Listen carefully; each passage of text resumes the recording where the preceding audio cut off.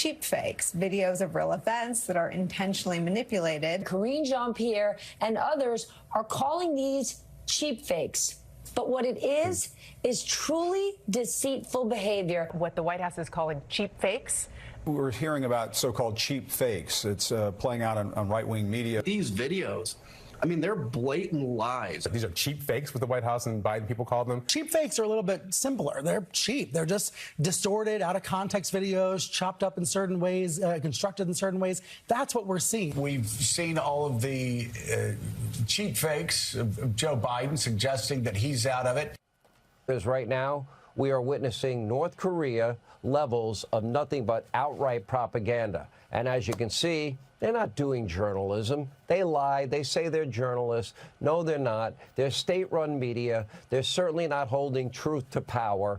The state-run media is simply repeating White House talking points, all in what is a desperate attempt to defend their chosen candidate. Take a look. I think there is so much misinformation, disinformation, as we've been talking about. You talked about the video of the president wandering, and it's not true, right? The president wasn't wandering. He was talking to a parachuter that was right in front of him. And what you saw is the Republican Party really manipulating what was being said and what was being seen by the American people. It's also very insulting to the folks the viewers who are watching it. And so we believe we have to call that out. We've been calling it cheap fakes. That is something that came directly from the media outlets, and calling it that, the fact checkers, and calling it that.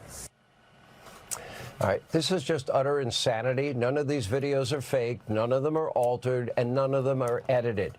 Not the video of Biden wandering off at the G7 before Italy's prime minister gently guides him back to where the rest of the group stayed, or the video of Biden with, what, a 1,000-yard stare at the Juneteenth celebration. Or the video of Obama, come on, Joe, grabbing him by the hand, helping him regain focus, putting his arm around him, and guiding him off the stage. Now, if you have a different interpretation, that's fine, but we see what we see, and we know Joe's real cognitive state is not good.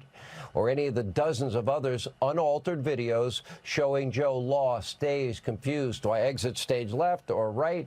Or when he